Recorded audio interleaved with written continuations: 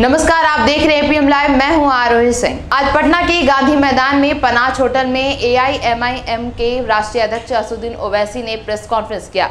Press conference में AIMIM के बिहार प्रदेश अध्यक्ष अख्तरुल इमाम और कई विधायक नेता मौजूद रहे। इस कॉन्फ्रेंस के दौरान ओवैसी ने यूपी के सीएम योगी आदित्यनाथ पर साधा निशाना। ओवैसी ने यूपी के सीएम योगी आदित्यनाथ को बताया झूठ। ओवैसी ने साफ तौर पर यूपी के सीएम योगी आदित्यनाथ से सवाल पूछा है। कहा कि उत्तर प्रदेश में कितने घर अल्पसंख्यक को दिए गए? जब गंगा में लाशें पड़ी थी तब क्यों नहीं देख पाए सीएम योगी? साथ ही साथ उन्होंने हरिभूषण बचौल के बयान पर कहा कि ये लोग जाहिल लोग हैं। अगर मोदी सरकार में दम है तो उनको आतंकी साबित करे।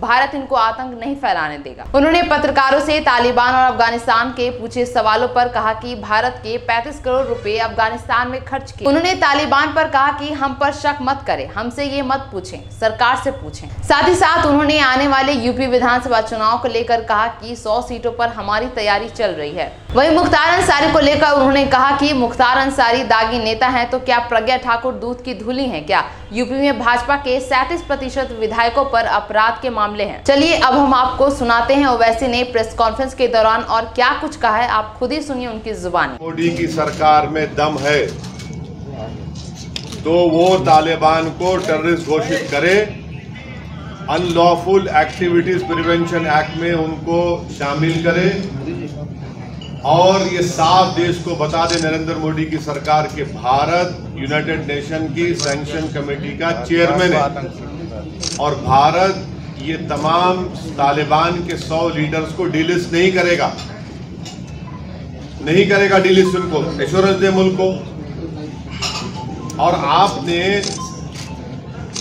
वाजपेयी जी की सरकार, मनमोहन सिंह की सरकार, नरेंद्र मोदी की साढ़े घोषणा मत भारत के 35,000 करोड़ रुपए खर्चा किए गए अफगानिस्तान में। फिर ये कैसे आ गया? ये कौन जिम्मेदार है इसका? आप बताइए ना इन चीजों को।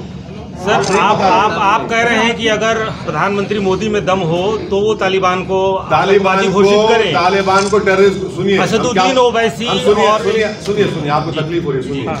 तालिबान को वो टेररिस्ट घोषित करेंगे।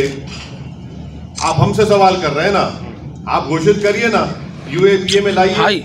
यूनाइटेड नेशन की सैंक्शन कमेटी में तमाम के तमाम लोग टेररिस्ट को डिक्लेयर कर दिया गया है। वो हक्कानी नेटवर्क कौन है जिसने भारत के डिप्लोमेट को मार दिया था अफगानिस्तान में, काबुल में? वो उनका अभी मिनिस्टर बना हुआ है। तो आपको कौन रोक रहा है?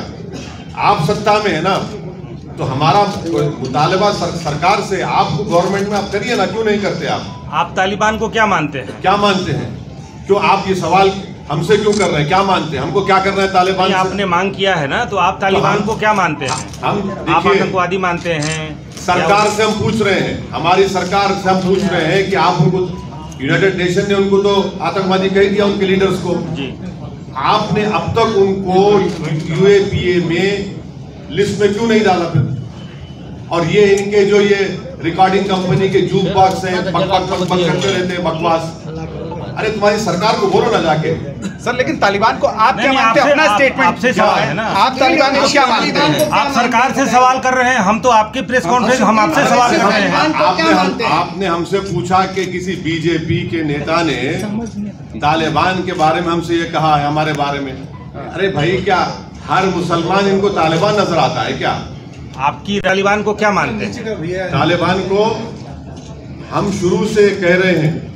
2013 से मैंने पार्लियामेंट में स्पीच कहा, 2015 में कहा, 2016 में कहा, और 2000 जब ये CAA का बिल पास हुआ था, मैंने कहा ये बहुत बड़ी स्ट्रेटेजिक गलती कर रहे हैं आप।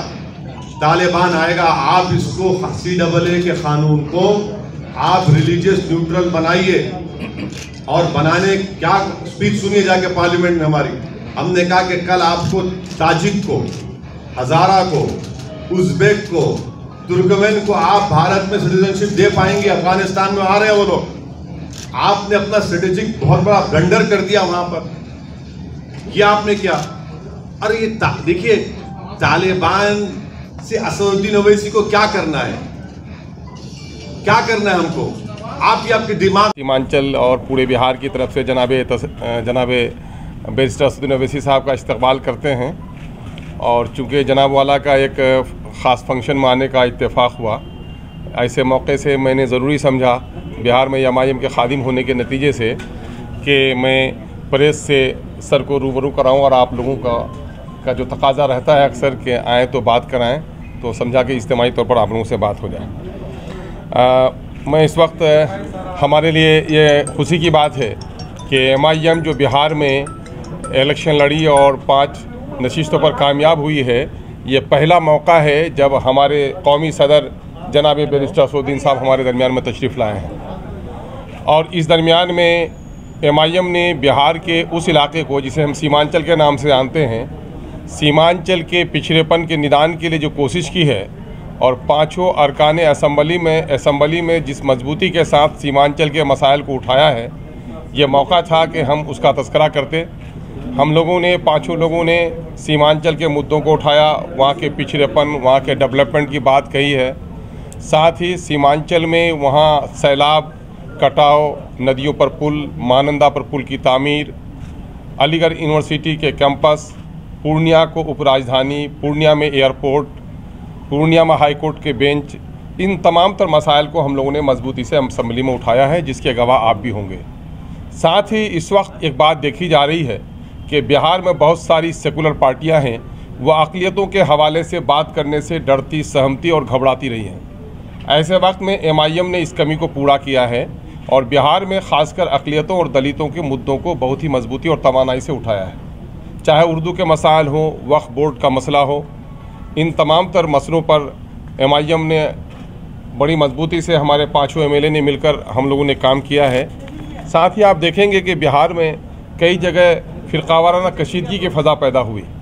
वैशाली में गुलनाज को जलाया गया और वो सिसक कर दम तोड़ दी, लेकिन असम्बली में किसी पार्टी ने, जो लोग अक़लियतों की मसीहाई की बात करते हैं, किसी ने आवाज़ उठाने की हिम्मत नहीं की। MIM ने उसकी खबरगिरी भी की और सरकार के सामने में उसकी ज़िल्लत भरी मौत की दास्तान भी सुनाई।